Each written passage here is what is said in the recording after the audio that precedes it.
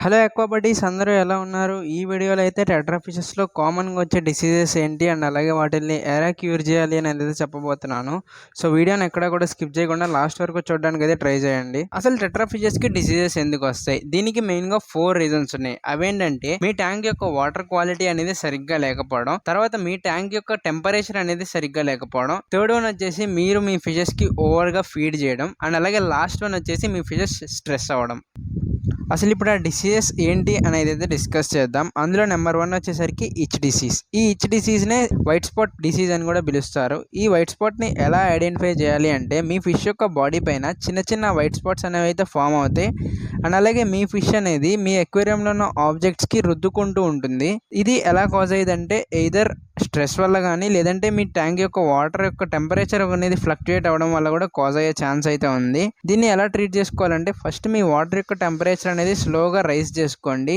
And అలాగే anti ఇచ్ medicine అయితే వాడాల్సి ఉంటుంది మీరు ఈ డిసీజ్ని క్యూర్ చేసుకోవడానికి. నెక్స్ట్ వచ్చేసి నియోన్డెట్రా డిసీజ్. ఈ నియోన్డెట్రా డిసీజ్ యొక్క సిమ్టమ్స్ ఏంటంటే మీ ఫిష్ యొక్క కలర్ అనేది తగ్గిపోతుంది. దాని పైన ఏదైతే ఉందో అది బెండ్ అయిపోతుంది. అండ్ అలాగే అది గ్రూప్ గా తిరగడానికి ఎక్కువ ఇష్టపడదు. ఇది ఒక ఎక్స్టర్నల్ పారాసైట్ వల్ల అయితే కాజ్ అవుతుంది. అండ్ అలాగే ఒకవేళ ఈ డిసీజ్ కనుక మీరు ఐడెంటిఫై చేసినట్టయితే వెంటనే ఆ ఫిష్ని తీసుకెళ్ళి సపరేట్ ట్యాంక్లో వేసేయాల్సి ఉంటుంది. ఎందుకనంటే దీనికి ఇప్పటి వరకు ఎవరు కూడా క్యూర్ అనేది అయితే కనిపెట్టలేదు. నెక్స్ట్ వన్ వచ్చేసి ఫిన్ రాట్ డిసీజ్. ఈ ఫిన్ రాట్ డిసీజ్ యొక్క సిమ్టమ్స్ ఏంటంటే మీ ఫిష్ యొక్క ఫిన్స్ అనేవి కట్ అయిపోతూ ఉంటాయి. అండ్ అలాగే ఆ కట్ అయిపోయిన పార్ట్ ఏదైతే ఉందో వైట్ కలర్లో కానీ రెడ్ కలర్లో కానీ కనిపిస్తుంది మీకు. మీ ఫిష్ యొక్క స్విమ్మింగ్ స్పీడ్ కూడా తగ్గిపోతుంది ఒకవేళ ఈ డిసీజ్ వచ్చినట్టయితే.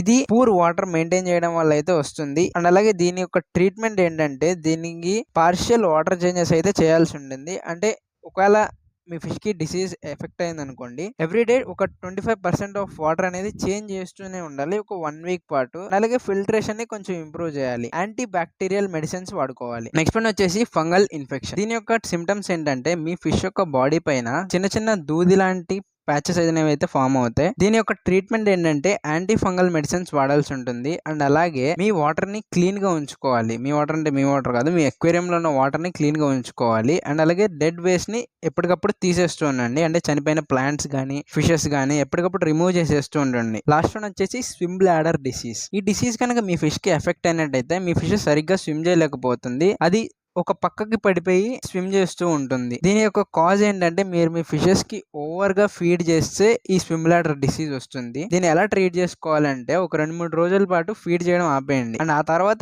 చిన్న చిన్న అమౌంట్స్ లో ఫీడ్ చేయడం స్టార్ట్ చేయండి మళ్ళీ. అసలు ఆ డిసీజ్ వచ్చినాక మనం వెయిట్ చేయడం ఎందుకు? వాటిని ముందే ప్రివెంట్ చేసుకోవచ్చు కదా. ఇప్పుడు నేను చెప్పే రూల్స్ ని కనుక మీరు ఫాలో అయినట్టయితే మీరు మీ ఫిషెస్ కి డిసీజెస్ ని కంప్లీట్ గా ప్రివెంట్ చేసుకోవచ్చు. వాటికి నేను పెట్టిన నేమ్ వచ్చేసరికి గోల్డెన్ రూల్స్. ఆ గోల్డెన్ రూల్స్ ఏంటంటే నెంబర్ 1 వచ్చేసరికి మీ ట్యాంక్ యొక్క టెంపరేచర్ అనేది 24 డిగ్రీస్ సెల్సియస్ నుంచి 27 డిగ్రీస్ సెల్సియస్ మధ్యలో ఉండేటట్టయితే చూసుకోండి. అండ్ అలాగే వీక్లీ 25% ఆఫ్ వాటర్ ని చేంజ్ చేస్తూ ఉండండి. థర్డ్ వన్ వచ్చేసరికి ఓవర్ ఫీడ్ చేయొద్దు. ఫోర్త్ వన్ వచ్చేసరికి మీరు గనక కొత్త ఫిషెస్ ని కొనుక్కొచ్చినట్టయితే వాటిని కంప్లీట్ గా క్వారంటైన్ చేయడానికి అయితే ట్రై చేయండి. ఫిఫ్త్ వన్ వచ్చేసి మంచి ఫిల్టరేషన్ ని వాడండి. ఇవన్నీ కనుక మీరు ఖచ్చితంగా ఫాలో అయినట్టయితే మీ ఫిష్ కి ఎలాంటి డిసీజెస్ అనేవి వచ్చే ఛాన్స్ కూడా ఉండదు. ఇప్పటిదాకా మనం ఇన్ఫెక్ట్ అయిన టెట్రా ఫిష్ ఎలా ఉండిద్ది, వాటిని ఎలా క్యూర్ చేయాలి ఇవన్నీ చూసాం. అసలు హెల్దీగా ఉండే టెట్రా ఫిష్ ఎలా ఉండిద్ది ఇప్పుడు చెప్తా చూడండి. నెంబర్ 1 వచ్చేసరికి మీ టెట్రా ఫిష్ హెల్దీగా ఉన్నట్టయితే అది గ్రూప్స్ లో తిరుగుతుంది. నెంబర్ 2 వచ్చేసరికి దాని కలర్స్ అనేవి బ్రైట్ గా ఉంటాయి. నెంబర్ 3 వచ్చేసరికి మీరు ఎప్పుడైనా ఫుడ్ వేసినప్పుడు